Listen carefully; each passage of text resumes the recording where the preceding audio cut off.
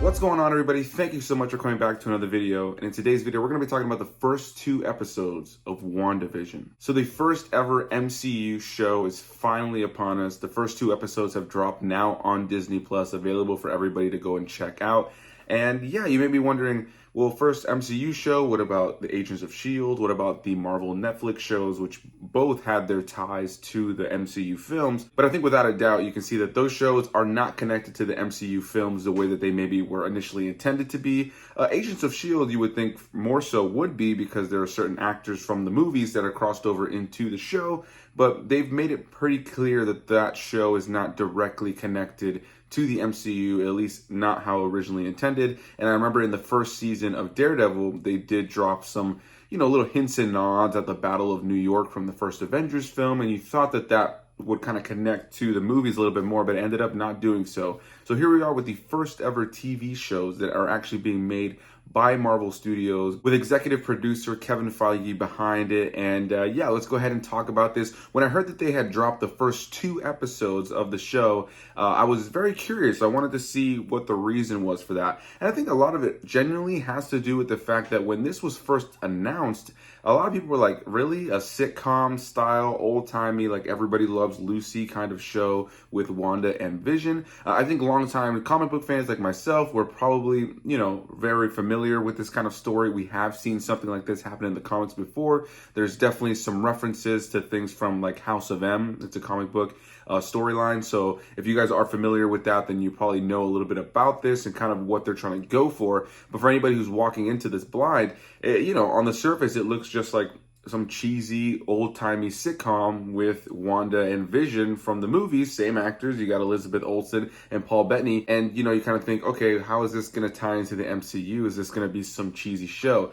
But I knew that there would be more to it, and when you see the first trailer, you know that there's something else going on. What I enjoyed about this show is that for the most part, these 2 episodes are these old-timey, like Everybody Loves Lucy style sitcoms with the laugh track and everything. It's funny because I believe they actually rehearse these episodes and also perform them in front of an actual live studio audience, and they actually rehearse them as if they were old styled, like sitcom shows like they would back in the day, almost like a stage play.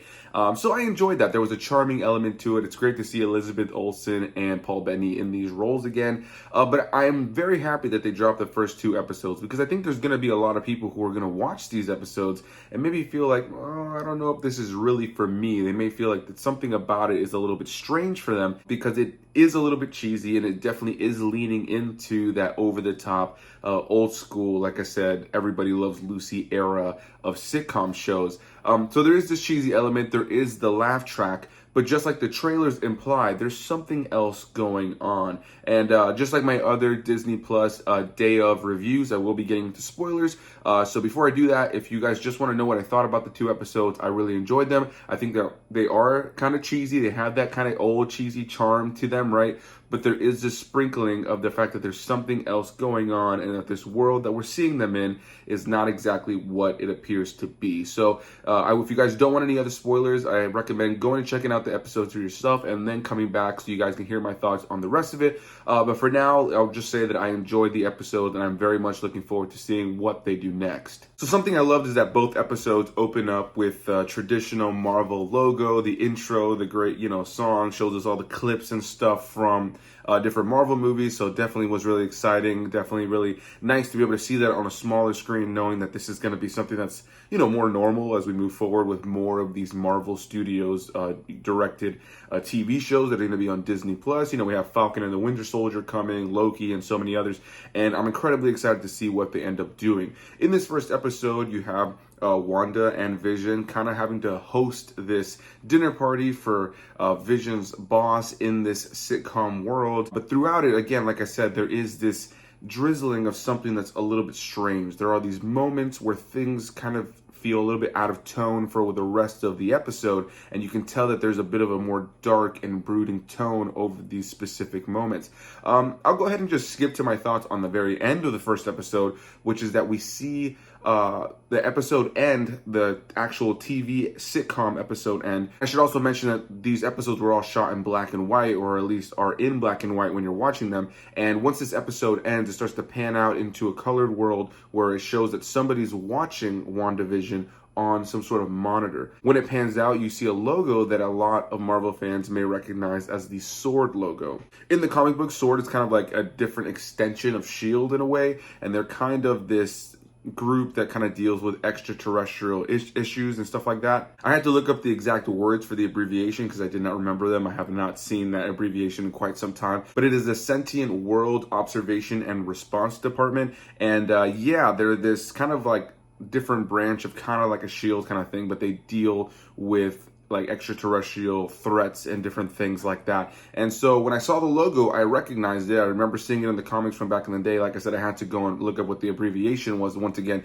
But as soon as I saw the logo, I knew what was kind of happening. So I think a lot of Marvel fans are going to be quite excited to see that. And over the course of both first and second episode, you see the logo just kind of drizzled in here and there. There's also some nice kind of references to different things like Stark Industries and Hydra in this sitcom world, but it's all kind of disguised in a different way. And yeah, like I said, throughout the course of both episodes, they have these moments where things are kind of going wrong. Like I mentioned, in the first episode, Wanda and Vision are kind of hosting a dinner party for Vision's boss in this world. And in the second episode, they are putting on this magic act for a talent show. And in both episodes, like I said, there are these drizzlings of things of the bigger universe of what's going on. The second episode had a little bit more of that, where there's a moment where this helicopter, this little toy helicopter, lands in the bushes outside of their house. And it's the only thing that's been in color in the show up to this point outside of the ending of the first episode. But actually within the sitcom world, it's red. It's this little red helicopter, and it has the S.W.O.R.D logo on it. Then later in the episode, there's a moment where they hear something and they go outside, and there's a manhole cover down on the ground on the street, and it starts to open up, and a man in a bee costume gets out who also has the S.W.O.R.D logo. He turns towards them, and then it kind of reverses time a little bit. I should also go back and mention that at the very end of this episode, we see that Wanda is pregnant, and they're about to have this happy special moment, and that's when they hear something happening outside. They see the manhole cover kind of being pushed open, and this guy comes out of it with the bee suit, and he's got it on. Wanda looks at him. He's just kind of like a silhouetted character. You can't see who he is just yet. Wanda looks at him and goes, no. And then everything kind of rewinds back to when she is saying, is this really happening, as far as her being pregnant? And then the episode ends in a more nice way. And then we get this kind of reference back to something we saw earlier in the second episode, where she was hearing somebody saying, Wanda, who's doing this to you, or something along those lines, like, what's happening to you,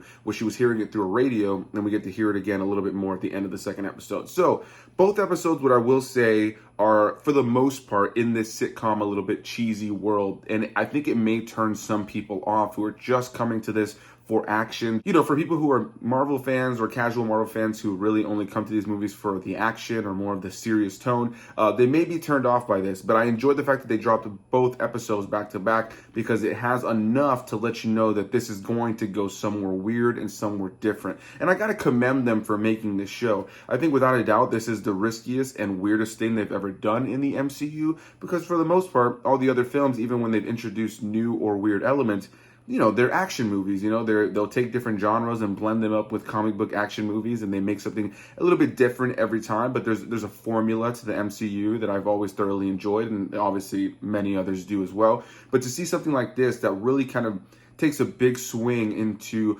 over-the-top sci-fi Marvel, I thoroughly enjoy it. As a big comic book fan, I am very much looking forward to seeing what they do with the next episodes. And I think they had to drop the first two episodes to really give you something, because I think unlike something like The Mandalorian that we've seen on Disney+, these first two episodes are a little bit scarce on too much, plot or too much going on. It very much is just setting you up for this, you know, sitcom world, and just has these drizzlings of a bigger universe or some issues that are going to start to arise. So I think these first 2 episodes are a good way for people to be like, oh, this is a silly, fun kind of side story in Marvel, but you can tell there's going to be more. And they have made it very clear that these Marvel shows are going to directly tie into the movies. For instance, they say with like this show, it's going to lead directly into the second Doctor Strange movie, which Wanda will apparently be a big part of. Obviously, we know that Vision is dead based on the movie, so something is going on here. You know, there's definitely something going on with Wanda. I think that end part where she saw the guy coming out from the manhole and she says no and reverses time, I think she realized something was going wrong, and she's having this happy moment with Vision, and she's just kind of like, no, like I don't want this beautiful reality that I have, that I'm living in, to go away. So I think we're definitely going to start getting into some serious stuff. I am very much looking forward to seeing how they tie these shows directly into the movies and continue to expand the MCU in a new way. I think without a doubt, this show is going to turn off some people with these first 2 episodes, some people who just kind of watch these for the action. But if you are a Marvel fan who wants to keep up with the MCU and not feel lost, I highly recommend continuing to watch, because I think that they're really going to take it in a cool, fun direction. And it's great to see these actors again. They're great in the roles, and it was fun to watch these 2 episodes. Is it absolutely amazing? Is it something that's going to be a big conversation piece for the next week before the next episode? I don't necessarily think so, but that's only because I feel like the episodes don't have a whole lot to talk about outside of these small drizzlings of what's happening outside of the sitcom world. So I'm going to go ahead and stop rambling. I enjoyed the first 2 episodes. I highly recommend you guys check them out if you're a fan of Marvel. Like I mentioned, they do say that these are going to be important moving forward. For instance, with like Falcon and the Winter Soldier, I believe that Falcon is going to become Captain America on that show, from what I understand. And when next time you see him in the movies, he will already be Captain America. So you kind of need these shows to keep up with the movie. So that might be a turnoff for some. For me, super excited to see the Marvel Cinematic Universe be brought to TV now, kind of have a different feel and vibe, you know, and to be able to do some fun, weird, risky things like this. So very much looking forward to next week to see what they got. Definitely comment your thoughts on this episode or these 2 episodes. Definitely want to hear what you guys have to say. Hit that like button down below if you guys enjoyed the video. Subscribe for more videos, and I'll see you guys next time. Bye-bye.